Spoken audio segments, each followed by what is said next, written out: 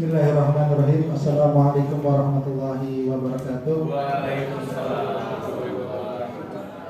Alhamdulillahirabbil alamin wassalatu wassalamu ala sayyidil mursalin wa ala alihi wa sahbihi ajmain, amma ba'du.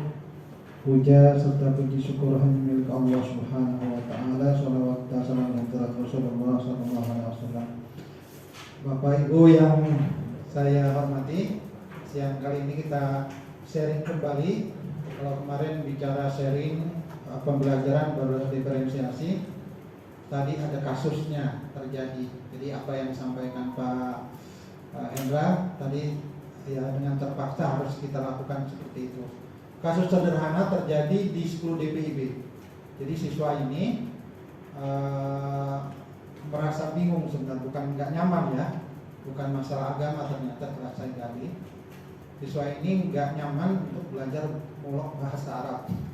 Karena mindset di dia masih ada menganggap ketika belajar bahasa Arab berarti belajar agama Islam gitu ya. Nah, saya gali lagi ternyata bukan alasannya. Alasannya dia harus dari awal betul. Kalau yang nggak sering ngaji belajar bahasa Arab mungkin ada di pertengahan gitu ya, nggak terlampau di dasar, dia bingung nulis dari kanan ke kiri, terus ada tanda tanya gitu. Ya udah, sederhananya akhirnya kita berdiferensiasi konten. Jadi anak tersebut tetap hadir dalam proses pembelajaran mulok bahasa Arab, tetapi konten pembelajarannya berbeda. Yang Muslim tetap belajar bahasa Arab, dia peradaban Timur Tengah misalnya wilayahnya seperti itu. Alasannya apa? Alasannya tadi bagaimanapun kalau kita paksakan siswa dengan latar belakang berbeda, terus dengan minat yang berbeda, maka akan sangat berbahaya buat kita. Pasti kalau orang tuanya merasa tidak nyaman dan merasa itu dipaksakan, akan berakibat fatal buat sekolah. Pasti sekolah akan dipanggil oleh dinas pendidikan. Dan memang seharusnya kita dalam proses pembelajaran, kalau kita berbenturan dengan minat bakat siswa yang agak kekeh gitu ya, kekeh mereka nggak bisa diarahkan, ya layani dengan metode berdiferensiasi. Memang ada hal-hal yang tidak bisa kita lakukan berkaitan dengan pembelajaran berdiferensiasi. Misalnya harus buat murbaut, maka produk itu harus sama kan semuanya, karena produk manufaktur misalnya di mesin, maka semuanya harus sama. Nggak bisa yang satu pakai besi atau aluminium, yang satu pakai adonan kue, nggak bisa kan? Produknya harus sama ukurannya. Mungkin yang dibedakan adalah ukuran, ya. Misalnya suatu saat ada produk yang dari bahan awal besar, diameter besar, karena bahan nggak ada, diameter dibuat kecil, seperti itu. Jadi yang dimaksud pembelajaran berdiferensiasi kemarin sudah dijelaskan, ada yang mengacu kepada prosesnya, ada yang mengacu kepada minat dan bakat pembelajarnya, ada yang mengacu kepada produknya. Kemarin dijelaskan di awal, ada yang hasil presentasinya dalam bentuk PowerPoint, ada yang bentuk Canva, ada yang bentuk narasi dan macam-macam. Itu pendekatan kepada masing-masing karakter siswa dalam proses pembelajaran. Nah, hari ini saya mengajak Bapak Ibu sekalian bicara tentang bagaimana kita memanage emosi kita, memanage kemampuan kita bersosialisasi. Sebenarnya kalau dibilang saya lebih baik, enggak juga. Kadang-kadang emosi saya jauh lebih nggak bisa kontrol dibandingkan dengan Bapak Ibu sekalian ya. Tapi ini penting kita pelajari, sama-sama kita belajar. Dalam rangka apa? Dalam rangka kita adalah uswah, kedua, contoh, profil buat anak didik kita. Kalau profilnya jelek, ya produk kita jelek. Ya, kita cermin buat siswa kita. Kita bagaimana bisa berempati, maka itulah empati yang kita bentuk. Bagaimana kita berbuat, itulah yang dicontoh oleh anak didik. Sebagaimana bapak ibu di rumah, bapaknya pemarah, anaknya pemarah, ibunya penyabar, anaknya penyabar, biasanya seperti itu. Oke, saya mulai saja ya, bapak ibu sekalian. Ini oleh karena itu disebut dengan istilah pembelajaran sosial emosional. Oke, saya ambil kasus dulu ya, kita diskusi saja.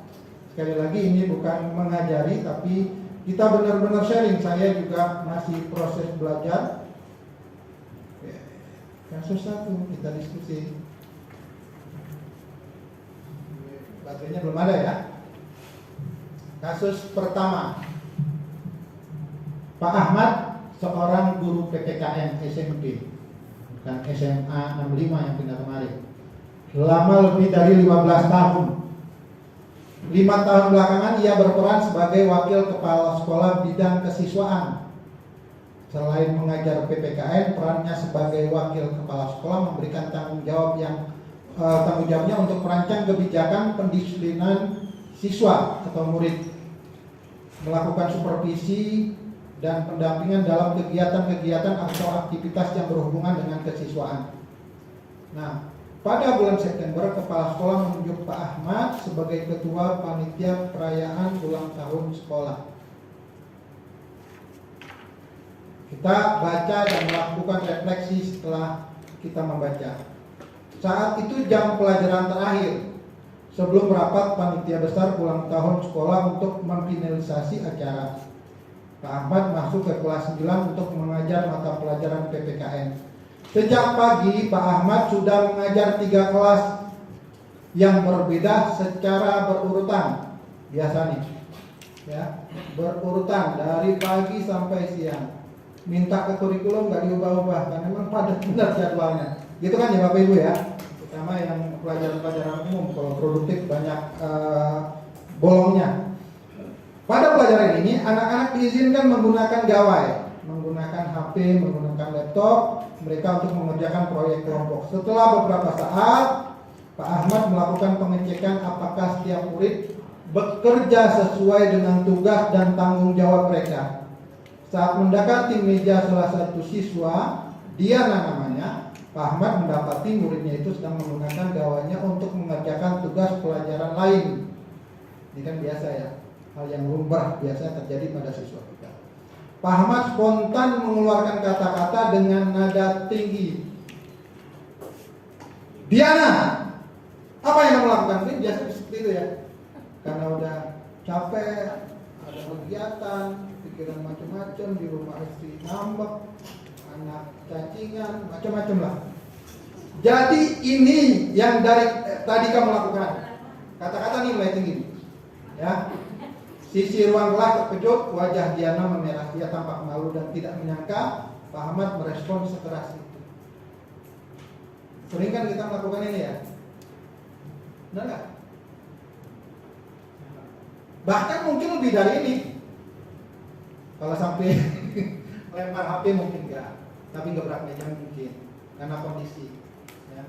Nah, kita diskusikan apa situasi yang dihadapi. Nah, Pak Ahmad, saya ganti lupa nanti.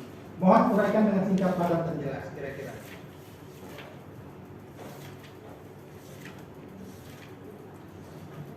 Saya lihat karakter dulu ya. Yang biasa seperti ini. Karena saya baru yang Pak Hadi mungkin enggak ya. Yang sering seperti ini siapa ya? Bu Admitan juga. Nah, Pak mungkin Pak ini kali. Pak Ardi, coba Pak Ardi. Pendapatnya gimana? Gitu ya Pak. Ini Pak, ini Pak. Coba bantu.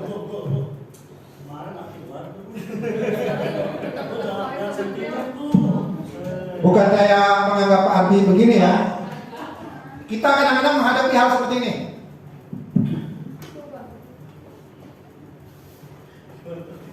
Seandainya Pak Ardi sebagai Pak Ahmad, iya Pak, apa sebenarnya situasi yang dialami oleh Pak Ahmad ini?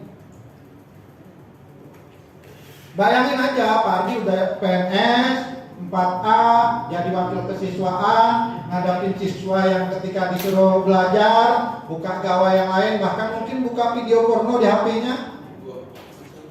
Mungkin saya kena hipertensi Pak, jadi emosi langsung. Ya, Iya. seperti itu. Biasanya. Kebanyakan kita seperti itu. Pak Dewa, Coba tanggapannya. Ini kita jangan bicara omong kosong ya. Apa yang kita lakukan kira-kira kalau ada siswa seperti itu? Ya, terima kasih. Kalau untuk saya biasanya saya tegur dulu, Pak. Iya, Sekali tegur saja. dulu. Iya. Ditegur dulu, Nah, terus ya nanti yang berulang kalinya baru. kalau 3 kali anggaplah. Ya berarti ya kemungkinan kita misalkan amankan dulu. HP-nya diamankan. Ya. Yang dimaksud batas HP diamankan itu pada posisi yang mana? Kalau dia mengerjakan tugas guru yang lain, masih bisa ditoleransi atau tidak? Kalau itu masih mungkin, Pak. Iya. Masih belajar gitu ya? Iya, dalam artian masih ada kegiatannya. Ya. Tapi kalau udah nge-game, Pak, itu yang penyakitnya kalau nge-game itu ML itu. Ya, saya tanya yang suka nge-game, Pak Imam. Pak Imam. Gak apa-apa. Kita gini loh. Pertama kita pelajari bahwasanya tadi kita adalah cermin. Kita perlu mengajarkan posisi di mana belajar ya belajar, main ya main. Seandainya Pak Imam menemui siswa disuruh belajar, Pak Imam sebagai seorang kesiswaan dari pagi sudah ngomelin anak terlambat, udah capek kepanasan, dikasih tugas, terus Pak Imam menemui anak seperti tadi, mulai dari paling bawah. Siswa itu mengerjakan tugas selain tugas yang Pak Imam sampaikan. Oke, yang pertama Pak, saya tegur dulu Pak. Nanti dulu dikerjakannya. Iya. Itu yang pertama. Naik. Naik. Kalau ditegur 3 kali nggak dengar juga? Kalau saya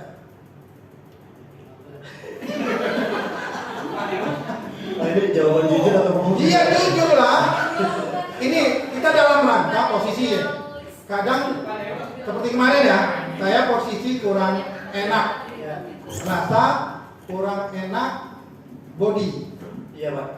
Ya, maka pada posisi itu kita akan sangat sulit untuk kendalikan diri kita. Coba kalau ada buat masalah satu, dia udah langsung meletup gitu loh. Nah sekarang Pak Imam, kondisinya tadi udah 1, udah 2, 3. Apa yang dilakukan yang 3 tadi? Yang ketiga, saya mau introspeksi diri Pak. Karena gini, ketika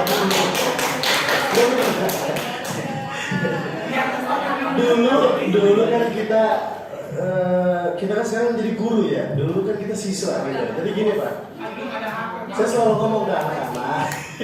Nah, dengerin dulu. Saya selalu ngomong ke anak-anak, cintai gurunya dulu, baru kalian akan dapat ilmu. Itu selalu saya bilang Pak. Cintai apanya nih? Gurunya. Oh, gurunya. Iya. Cinta yang bagaimana?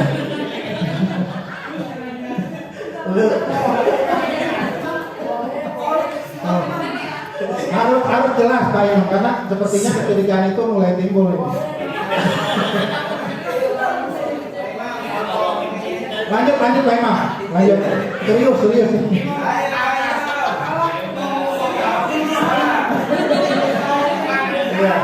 Dengarkan dulu. Jadi saya malah introspeksi Pak. Kalau saya ngajar dia nggak perhatiin saya, berarti dia nggak suka sama saya Pak. Gitu loh. Karena jujur aja, kalau di pesantren kan kalau udah guru matematika masuk tuh, kita udah males Pak.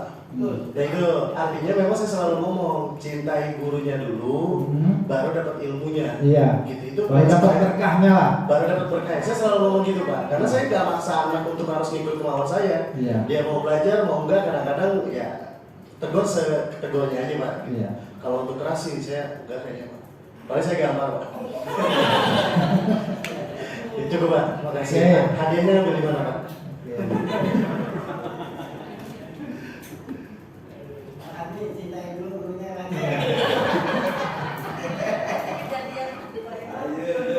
Oke ya.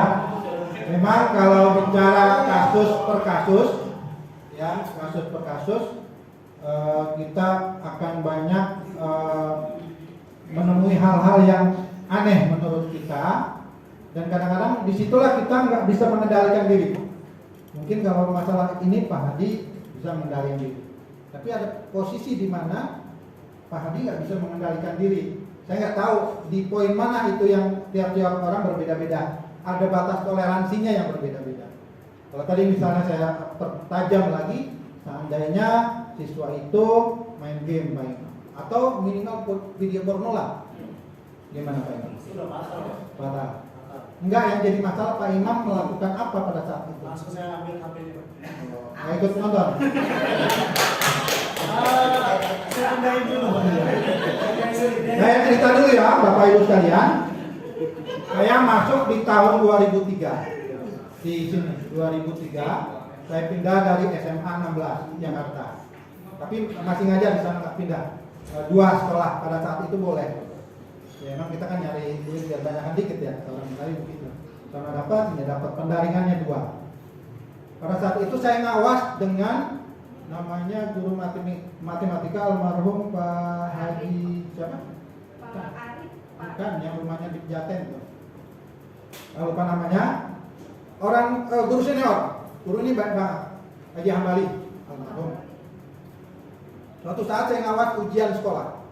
Mata pelajaran saya ingat betul, fisika. Ketika saya keliling, saya lihat satu-satu, ketemu satu siswa yang tidur. Udah selesai, kamu udah selesai udah. Cuma saya lihat di kertasnya itu coretan orang begini. Astagfirullah. Digambar sama dia. Saya lapor, saya tarik, Haji Hambali ini gimana? Kaget dia, tapi karena dia orang tua yang bijaksana lah. Kalau kita sering konsultasi dengan hal-hal yang agak rumit ke dia, langsung saya lapor ke kesiswaan pada saat itu. Wakil kesiswaannya Pak Agus Naswa masih hidup sekarang. Orangnya kecil, badan gede, ya istilahnya kalau nabok siswa muter. Serius? Saya lapor, masih di ujung sini, di ujung kesiswaannya masih di ujung di tempat musik ini ya. Musik di situ. Lapor Pak, saya nemukan seperti ini. Agak ya langsung jalan, bung ujung TAP, ruang komputer paling ujung. Masuk ke kelas, ambil anaknya, langsung nggak pakai digubak, muter tuh benar anak, muter 1 kali. Saya langsung tangkap tangannya, Pak jangan begitu nanganin anak, main tabok aja. Sebegitunya, ketika kita kehilangan kontrol emosi, tidak melihat kontennya dulu.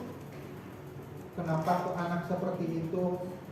Kenapa digambar? Pertanyaan nggak ditanya-tanya dulu lah. Kan kita biasa begitu ya. Benar nggak? Apa kalau berkaitan dengan apa yang kita pegang betul? Mungkin bapak atau ibu yang pernah di swasta pernah begitu kan ya? Karena di otak kita nih, kita guru melihat yang begitu kayaknya memang udah salah.